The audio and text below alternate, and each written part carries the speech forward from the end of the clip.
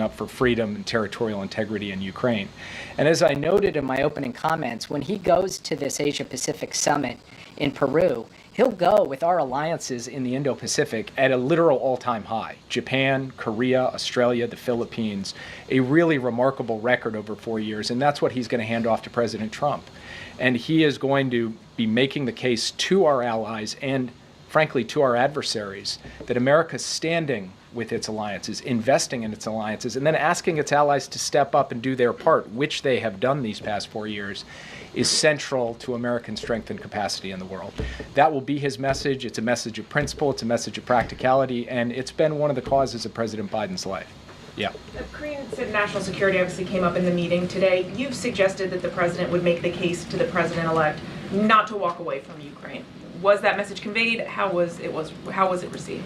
Well, I'll let Karine speak to what happened in the meeting. I will only note that President Biden reinforced his view that the United States standing with Ukraine on an ongoing basis is in our national security interest. And it's in our national security interest because a strong Europe, a stable Europe, standing up to aggressors and dictators and pushing back against their aggression is vital to ensuring that we don't end up getting dragged directly into a war, which has happened obviously twice in the 20th century on the European continent. So the president has made this case. He'll continue to make this case both privately and publicly, and he will make the case that our investment in Ukraine, the funds that the Congress has appropriated, these aren't just dollars that we're picking up and shipping over to another country. They're dollars we're investing here in the United States in American jobs, producing American weapons that we send to Ukraine and American weapons that we are building to expand our own industrial base and our own military capacity to deter other adversaries all around the world. So he laid this out. He will continue to make this case as we go forward. And as we go through this transition, it will be our responsibility as the national security team to lay out for the incoming team both what we see and, in terms of the current situation, and how we believe that the United States of America, through this transition and beyond, can put Ukraine in the strongest possible position on the battlefield so that it's in the strongest possible position at the negotiating table for an ultimate deal. Yeah. The families of the American hostages who are held in Gaza are going to meet with President Biden today. We've heard from the families that they would like to see the Biden administration and the incoming Trump administration work together to try to secure the release of these hostages. Do you see any room for cooperation or coordination between your team, the president's team, and Trump's team to try to get a deal before Biden leaves office? I met with the hostages myself yesterday, and as you noted, President Biden will meet with the families of the hostages yesterday, and President Biden will meet with them very shortly. And they asked me this question, and I was very simple and emphatic with them. Yes, of course we're prepared to work with the incoming team in common cause on a bipartisan basis to do everything in our collective American power to secure the release of the hostages, both living and deceased. So we are open to have that engagement, have that collaboration, and we will continue to work in every remaining day that President Biden has in office, that we have in these jobs, to try to bring those hostages home to their loved ones. Just to clarify real quick, though, there's been no discussion yet with the Trump team about doing that? Well, I will say that this is a topic, obviously, the American hostages being held in Gaza that President Biden and President Trump covered today. But we have not had the opportunity to engage with the incoming team yet. I'm only expressing, standing here today, as I did to the hostage families yesterday, we are very much willing to do so. And we've sent a signal to the incoming team that we're prepared to work with them on this issue, as with every other issue, because President Biden's cardinal direction to us is ensure a smooth and orderly transition. On that, are you finding the Israelis as responsive to Biden administration inquiries or requests, given that we know the Prime Minister is in pretty frequent touch with the President-elect?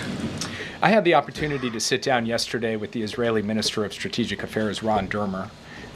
We had a detailed discussion about every element of the current situation in the Middle East, and it was a constructive discussion.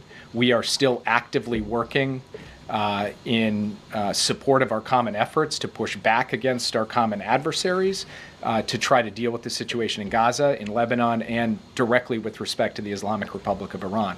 And just to give you an example, we are working on an ongoing daily basis to try to increase the amount of humanitarian assistance getting into Gaza, given the suffering of the innocent civilians there who are trapped amidst the crossfire between the IDF and the terrorist group Hamas. We have made some progress in that regard. We extracted further commitments from the Israeli side over the course of the past couple of days. We want to see those commitments followed through on. So we believe that we can continue to work across the board on all of the relevant issues, whether it's humanitarian assistance or it's ensuring the defense of Israel against Iranian attacks, or it's working on ceasefire efforts and a hostage deal in Gaza, or it's ultimately bringing a diplomatic resolution to Lebanon, which we're actively working on. We'll continue to do that every day that we have remaining in office. Jake, I know you can't speak to what happened in the meeting earlier. We'll ask Karine about that. But 8 years ago, then President Obama explicitly warned incoming President Donald Trump about the urgent threat posed by North Korea. He said it was the most urgent national security threat the U.S. was facing at the time. What would you communicate to your national security advisor, Pierre, who's going to be following you in this job? What is the most urgent national security threat facing the United States today as Donald Trump prepares to take office? Well, I would say two things in answer to that question. The first is that if you look out at a strategic level, the competition with the People's Republic of China is going to be defining for what the world looks like over the course of the next 10, 20, and 30 years. And so that has got to be a paramount priority for the incoming administration. And the person who's been named as my successor, the person who's been floated as the Secretary of State, these are people who have very much focused on that challenge, and we'll look forward to talking to them about how we've approached it and obviously pass on the current state of play. Then there's the most immediate issue, which is Iran and its proxy groups continue to take actions that directly threaten Americans and American interests in the Middle East, and that has to be dealt with on an urgent basis. Now, that's at the macro level and the micro level. In between those two, you have an ongoing war of aggression by Russia against Ukraine, representing a larger threat to European security and therefore global security, and you've got North Korea coming behind to provide troops in that war.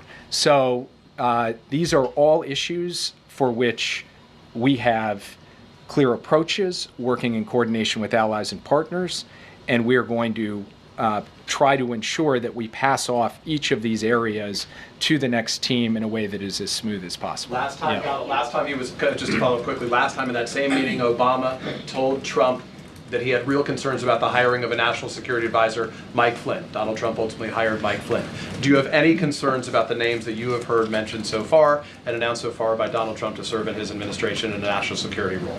I know some of them. I've engaged with some of them, and people like, for example, Congressman Waltz, who's been named to be my replacement. He's somebody that I have engaged with in the past. I respect his service to this country in uniform. He's put his life on the line. I respect his service in Congress. He and I obviously don't see eye to eye on every issue, but I am very much looking forward to engaging him over these next 60 days, as I said, so that we can have this smooth handoff. There are other people that he's named who I just don't know, I haven't met, and therefore can't comment on. Yeah. So you talk about wanting to engage, wanting to smooth this transition. Why hasn't it happened yet? Is there is the signing of the MOUs an actual issue that is preventing you from coordinating with the incoming Trump team?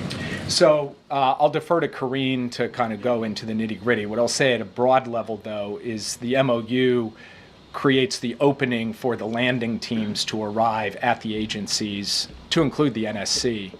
But that doesn't mean that we can't reach out and get, and express our willingness to engage with our counterparts, our incoming counterparts. We've done that. And so I expect that in a matter of days here, we should be able to have some engagement. Of course, that depends on whether the incoming team wants to engage, and that will be up to them. But for our part, we are more than willing to do what is our responsibility as directed by the president and, frankly, as dictated by the Constitution, which is to ensure the peaceful transition of power. I have a China-related question as well. The Biden administration largely left in place the Trump-era tariffs on China. The policy towards China hasn't been wildly divergent. Do you see the potential for bipartisan agreement on the relationship with China in the next administration or going forward? I think for us to succeed in the long-term competition with the PRC, it will require a bipartisan foundation. The best traditions of American foreign policy have always had a bipartisan element, and many aspects of the policy that we have pursued in this administration with respect to the PRC and with respect to the Indo-Pacific have been bipartisan. By the way, the same thing is true with respect to Ukraine, where there has been strong bipartisan support and votes in both the House and the Senate for the resources and the strategy for Ukraine. So from our perspective, we would like to see that continue. Now, obviously, we don't know what the incoming team is going to do, how divergent they will be. Those will be decisions they take, not for me to comment on. All I can say is that when it comes to investing in our alliances, the sources of strength at home, the protections of our advanced technologies, these are things we're going to advocate continue because we think that they are not political issues, they're American issues that can serve all of the people of this country. Yeah. Will the president raise this alleged hack by a Chinese hacking group when he meets with President Xi? And are you planning any kind of consequences for that hack? It is a significant issue. I expect that the FBI and CISA will have an update in terms of their investigation, which is ongoing, into the hack soon. We here at the White House have stood up at the NSC, what's called a UCG, a Unified Coordinating Group, in order to coordinate the entire U.S. government to be able to deal with this hack, which is a hack of private telecommunications providers, but private telecommunications providers that provide services to U.S. government personnel, among others. So you will hear from the FBI and CIS on that. I do expect this will come up in the meeting in Peru. And I'm not going to speak to consequences from this podium. I will only say that we have made clear over time that we will respond when we see actions taken in terms of cyber attacks, cyber espionage, cyber intrusions. That has been a feature of our policy to date. It will remain a feature of our policy going forward. I'll take just a couple more and then let Karine take over. Go Thanks, ahead. Jake. Can you give us a sense of what else President Biden said to President Trump about Russia in their meeting? And also, with regard to China, will he pass on any tips or color from his meeting with President Trump to President Xi when they meet? And what will his message be to President Xi? I've already mildly violated the not reading out the meeting proviso, so I will pass that off to Karine. Mild violations.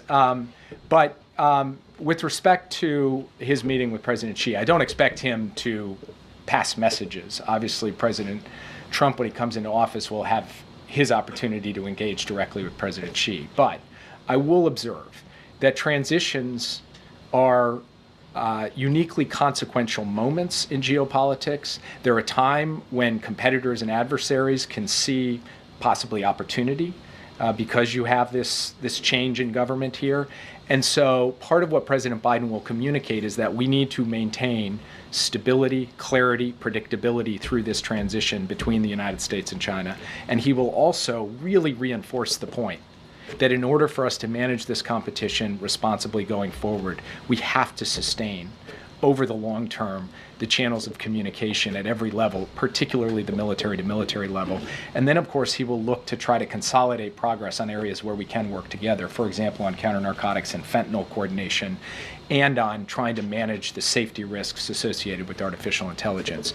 So it's an important meeting. It will not be just a valedictory, although there will be an element of reflecting over the course of their long relationship.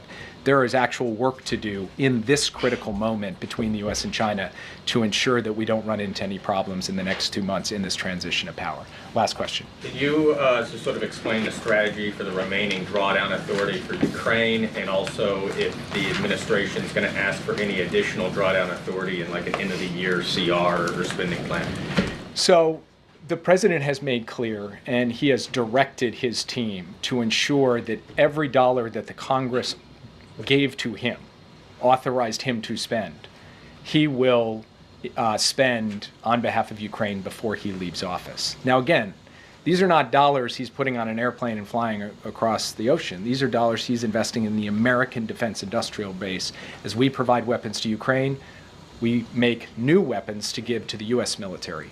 All of those dollars will be spent, will be obligated by the time he leaves office on January 20th. Therefore, it only stands to reason that in the next 2 months, the administration will signal to Congress that we would like to see additional funds for Ukraine for 2025 so that they can be in the best possible position the strongest possible position to negotiate, to ensure they achieve their objectives, that they win at the negotiating table. Now, what form will that take? CR, et cetera. I'm going to not get myself in trouble by turning into the OMB director up here. I will just say that the administration very much sees the necessity and the logic of seeking additional resources for 2025, since we are doing what Congress asked us to do, which is dispersing the funds they gave us for 2024. And with that, I'll turn it over. Policy question? Jake on the Amazon tree. Thank you, Jake. Congrats on becoming a congressional spouse. I just have one more thing, and then I'll go into your questions. So today, the President and the First Lady welcomed nearly 200 education and workforce leaders to the White House for the Biden-Harris administration's Classroom Career Summit. The administration's Investing in America agenda is creating millions of good-paying jobs, many of which do not require a four-year college degree, and its investments will continue to drive job creation for years to come. The summit highlighted the record progress to expand career pathways to these good-paying jobs in infrastructure, clean energy, advanced manufacturing, and so much more. With that, Josh, it's good to see you, as always. Good to see you, Karine. Regarding the meeting. Yeah. President Biden has given a lot of statements about his concern for the U.S. democracy. Did he share any of those concerns with President-elect Trump in their meeting about what he feels should be done or needs to be done? So I'm not going to go into granular detail of what was discussed in the meeting. What I can say that it was indeed very cordial, very gracious, and substantive. And I mentioned at the top, national security was discussed, domestic policy issues were discussed. I had an opportunity To speak with the president in the Oval Office right before coming out to do this press briefing, because I wanted to make sure that I got what the president wanted to share with all of you. So certainly that everything that I'm saying is sanctioned, if you will, by the president. He wanted you all to know that the president-elect, again, was gracious, came with a detailed set of questions. It was, again, substantive. But I do want to take a little bit of a step back here, because it's really important to note, and you're going to hear me continuing to say this over and over again, the importance of having a smooth transition, and importance of having an orderly transition. The president respects the will of the American people and wants to make sure that occurs. That is what he believes the American people deserve. And so that is as far as I can go. That is what I am sharing with you from the president directly. And look, we're going to make sure, as Jake Sullivan was saying, that his team has what they need, right? They want to make sure that it is indeed an efficient, effective transition, so that we hand over the people's business so that they can continue the people's business. Can you say how President Biden answered some of those detailed questions? I will say that the president certainly looked forward to the meeting. appreciated the conversation, and answered any questions that the president-elect had, offered up his thoughts, but I'm not going to go any further than that. Get Mary. You said gracious, cordial, substantive. The president obviously hit on a wide range of issues, but did he get a sense that the issues that he was impressing upon, that any advice he was giving was being well received? I think so. I think that's why the president was wanting me to let you all know that there was a very good back and forth, and it was substantive, as I mentioned before, and I want to be mindful. It was a private conversation, so I don't want to go into specifics or details. But look, they met for more than 2 hours. They met for a very long time, or nearly 2 hours, pardon me. And I think by the length of the meeting tells you that they had an in-depth conversation on an array of issues.